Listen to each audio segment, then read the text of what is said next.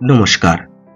সত্যমঙ্গল চ্যানেলের সকল দর্শক এবং শ্রোতা বন্ধুদের জানাই আন্তরিক শ্রদ্ধা ও ভালোবাসা। আমাদের মধ্যে অনেকেরই গুরু দীক্ষা হয়ে গেছে। গুরুদেবকে ইষ্টরূপে বরণ করেছি। গুরু সম্পর্কে আমাদের অনেকেরই মনে কিছু প্রশ্ন রয়েছে। তেমনই কিছু প্রশ্নের অসাধারণ উত্তর দিয়েছেন স্বামী ভূতেশানন্দজি মহারাজ। কি সেই প্রশ্ন? এক এক করে আজ আমরা আলোচনা করব এই ভিডিওর মাধ্যমে।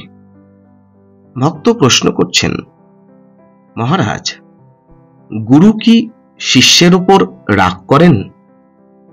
মহারাজ বলছেন, গুরু রাগ করেন কিন্তু শাস্তি দেন না। তিনি ফোঁস করেন কিন্তু সেই ফোঁসে কোনো বিষ নেই। গুরুর রাগ কখনো ক্ষতি করে না, অমঙ্গল করে না। গুরু কি শিষ্যের পাপতাপ নেন? সাধারণ গুরু শিষ্যের পাপতাপ নিতে পারেন না, কিন্তু ঠাকুরের মতো শক্তিশালী যিনি, তিনি পারেন। ইষ্টকে কোথায় চিন্তা করব? ঠাকুর বলেছেন, হৃদয় ডঙ্কা মারা জায়গা। ইষ্ট হৃদয়ে আছেন বলে মনে করতে হয়। সব গুরুই কি সমান? মহারাজ বলছেন, অসাধারণ গুরু স্পর্শ করে দৃষ্টি দিয়ে শিষ্যের মধ্যে শক্তি সঞ্চার করেন। সাধারণ গুরু কথা বলে বিচার করে শিষ্যের ভিতরে শক্তি সঞ্চার করেন। গুরু আমাদের ঠিক পথে চালনা করেন মহারাজ। ঠিক পথে চালনা করবার চেষ্টা করছেন। সর্বদা কি পারেন? গুরু যদি অন্তরের গুরু হন তবে তিনি সব পারেন, আর তা না হলে গুরুর শক্তি সীমিত। যত শুদ্ধ হবে এ কথা তত বুঝতে পারবে। পরম গুরু, পরমেশ্বর গুরু কি মহারাজ? গুরুর গুরু হলেন পরম গুরু, আর তাঁর গুরু হলেন পরমেশ্বর গুরু। গুরু ইষ্ট তো এক। একজনের মধ্যেই সবাইকে দেখতে হয়। একজনের মধ্যে সবাইকে দেখলেই তো কাজ হয়ে গেল। অন্যান্য দেবদেবীর মধ্যে গুরুকে ভাবতে হবে।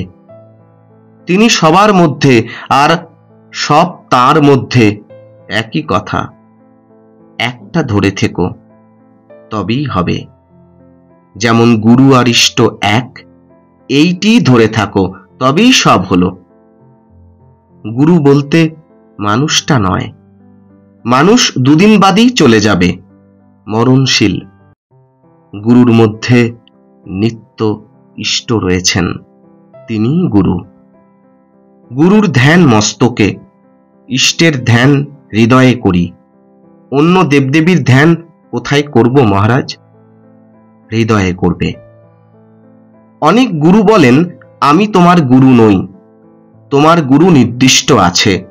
সবার গুরুই কি নির্দিষ্ট মহারাজ? মহারাজ বলছেন, যাদের বলছেন তাদের গুরু নির্দিষ্ট আছেন। গুরু তোমার ভিতরেও আছেন। গুরু অখণ্ড। অখণ্ড মণ্ডলাকারং ব্যাপ্তং যেন চরাচরম তৎপদং দর্শিতং যেন তস্मै শ্রী গুরুবে নমঃ। যার দ্বারা অখণ্ডরূপী সম্পূর্ণ স্থাবর জঙ্গমাত্মক জগৎ ব্যাপ্ত হয়ে আছে, তার স্বরূপ যিনি দর্শন করেছেন, সেই শ্রী গুরুকে প্রণাম। অন্তরের গুরুই কি আসল গুরু? মহারাজ খুব চমৎকার ভাবে উত্তর দিচ্ছেন। তিনি বলছেন, যে গুরু ব্রহ্মা বিষ্ণু মহেশ্বর নিত্য গুরু যিনি, তিনি তোমার অন্তরে থেকে নিয়ন্ত্রণ করেন। মানব গুরু হলেন তাঁর প্রতিমা। প্রতিমাকে পুজো করে প্রতিমা বিসর্জন দেওয়া হয়। মানুষ গুরুর জন্ম মৃত্যু আছে। তোমার অন্তরের গুরুই অবিনশ্বর। তোমার ভিতরে যিনি চেতনে আছেন, চৈতন্য শক্তি, তিনি অবিনশ্বর আত্মা। তবে তিনি সীমিত নন। তার জন্ম নেই, মৃত্যুও নেই। তাহলে এই প্রশ্ন উত্তরের মাধ্যমে একটি খুব গুরুত্বপূর্ণ বিষয় উঠে এলো। কি না, গুরুই আমাদের ইষ্ট। গুরু ইষ্ট এক। সকল দেবদেবীর মধ্যে সেই এক গুরুকেই ভাবতে হবে, সেই একটাকেই ধরে থাকতে হবে আমাদের। গুরুকে অন্তরের গুরু করে তুলতে হবে। অন্তরের গুরুই হচ্ছেন আমাদের আসল গুরু। আমাদের শরীর মন যত শুদ্ধ হবে, তত আমরা তা অনুভব করতে পারবো, বুঝতে পারবো। সবশেষে ছোট্ট একটি কথা বলে শেষ করব।